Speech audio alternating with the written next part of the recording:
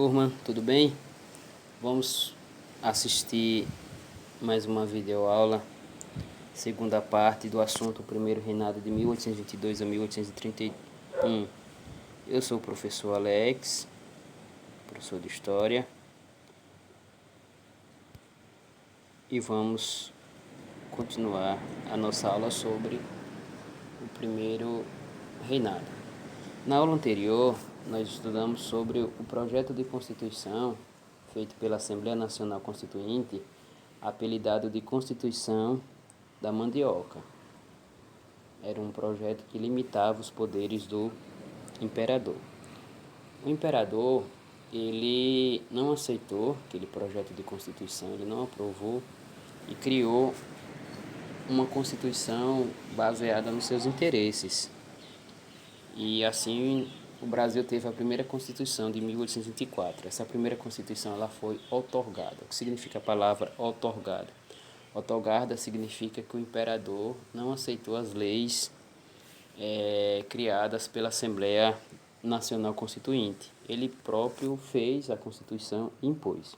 Quais eram as principais leis dessa Constituição de 1824? O unitarismo, que eram as províncias comandadas pela capital central.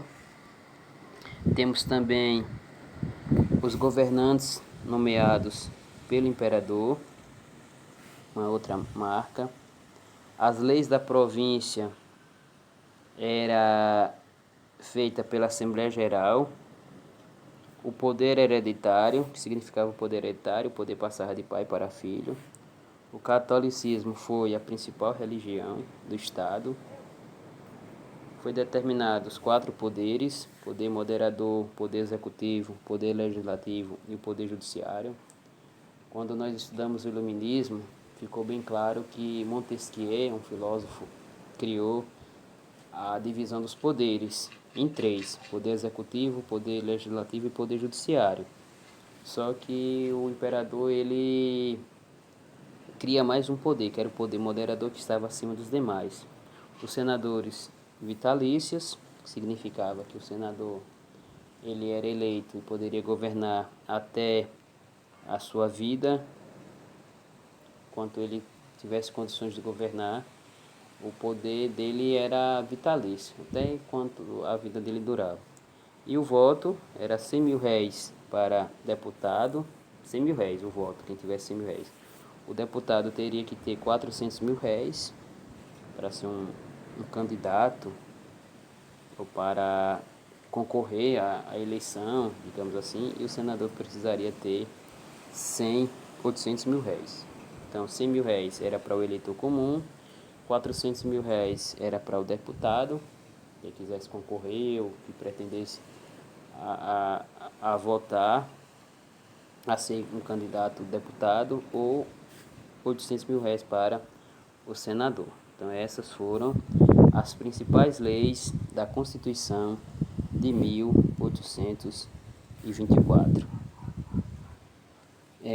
Diante de tudo isso, no Nordeste começou um movimento chamado Confederação do Equador. As províncias do Nordeste, Pernambuco, Ceará, Rio Grande do Norte e Paraíba. Naquela época não era estado, era chamada de província. Então, essa Confederação do Equador, ela acontece no ano de 1824. Quais foram as causas desta Confederação do Equador? Queriam a república, não aceitava as leis impostas pelo Dom Pedro I, ele era muito autoritário. Crise econômica, principalmente do açúcar e do algodão, estavam sendo vendidos por um preço muito baixo. O Brasil estava dependente do capital inglês. Tudo era baseado nas leis do Tratado de 1810, aquele mesmo tratado quando Dom João VI chegou ao Brasil com sua família. Então, os lucros, as riquezas, os privilégios eram todos ingleses. O líder desse movimento foi Frei Caneca e o desfecho foi prisão e morte dos envolvidos. O Frei Caneca ele foi fuzilado. Recife também foi atacada e a Inglaterra emprestou 1 milhão de libras para sufocar o movimento. Ou seja, a Inglaterra, quando percebeu que o Brasil estava fazendo este movimento contrário ao governo de Dom Pedro I, que também não aceitava as imposições impostas pelo, pelo, pelos as pessoas que eram governadas aqui no Brasil. Os ingleses emprestaram dinheiro para que Dom Pedro pudesse comprar armas, pudesse, de certa forma, contra-atacar os rebeldes. E assim essa Confederação do Equador, ela é um dos movimentos que aconteceram durante o governo de Dom Pedro I. Vai também surgir a insatisfação popular. Muita gente vai ficar descontente com as atitudes de Dom Pedro I. Ele era muito autoritário, intolerante, não aceitava a opinião de ninguém. Crise econômica. Essa crise econômica é pela queda do preço do açúcar, é também pela crise da queda do algodão. O Brasil também se envolveu com guerras e isso estava trazendo prejuízos aos cofres públicos. O Brasil também estava dependendo do capital externo, principalmente da Inglaterra. O Banco do Brasil faliu. As moedas fabricadas com valores falsos. O aumento de preço de mercadorias, que é a inflação elevada. Então, tudo isso aí vai gerar um descontentamento por parte das pessoas com relação a Dom Pedro I. Não estão satisfeitas com seu governo. E, para piorar, houve o conflito entre o Uruguai e a Argentina, que foi a guerra da província Cisplatina. O Uruguai era chamado de Cisplatina. E na ocasião, os uruguaios queriam a sua independência. Em 1828, o Brasil se envolve com esse conflito, porque não queria que o Uruguai ficasse uma nação independente e por isso vai gastar bastante dinheiro. O conflito na região da Cisplatina, como já foi falado, em 1828, e acontece o reconhecimento da independência. O comércio na Bacia do Prata. A Inglaterra vai dar totais condições para os uruguaios permanecerem com sua independência. Claro que eles têm o interesse de conquistar mais um parceiro comercial. Nesse caso aí era o Uruguai. Então, diante desta guerra, chamada conflito ou Guerra da Cisplatina, o Uruguai se torna independente em 1828 e com isso a Inglaterra dá total apoio aos uruguaios. Que contribuiu para a abdicação de Dom Pedro I. Primeiro, ele era um chefe bastante autoritário. Ninguém aceitava as suas ordens. Segundo, era impopular, não tinha carisma da população. Crise financeira gerada pela guerra da província Cisplatina.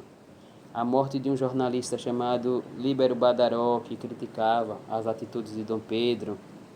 Muitos dizem que este episódio desta morte desse jornalista foi pelos agentes comandados por Dom Pedro I. E vai surgir um movimento chamado Noite das Garrafadas. Esse episódio é quando Dom Pedro I retorna do sepultamento, digamos assim, ou de uma missa solene deste Líbero Badaró, um jornalista, quando retorna para a capital, Rio de Janeiro, e lá os simpatizantes de Dom Pedro vão receber com festa, né? Com alegria, porque ele estava retornando, o sepultamento foi em Minas Gerais, e aqueles que não aceitavam, que não eram simpatizantes de Dom Pedro, atacaram aquele grupo que era favorável a Dom Pedro, garrafas. Então esse episódio ficou conhecido como Noite das Garrafadas. Foi um conflito, uma briga daqueles que eram favoráveis a Dom Pedro I e aqueles que eram contrários. Então, como foi usado muitas garrafas, esse episódio ficou conhecido como Noite das Garrafadas, em 1831. E a coroa portuguesa estava passando por uma grave crise política. Eles queriam que Dom Pedro I retornasse, um filho bastardo de Dom João VI queria ocupar o poder em Portugal. E Dom Pedro I, aproveitando este momento que os brasileiros não estavam mais o apoiando, decide retornar para Portugal. Então, a abdicação de Dom Pedro acontece em 1831. A abdicação é a renúncia, ele deixou o poder e desta forma ele volta para Portugal. Então, a nossa aula termina aqui e está concluído o nosso assunto.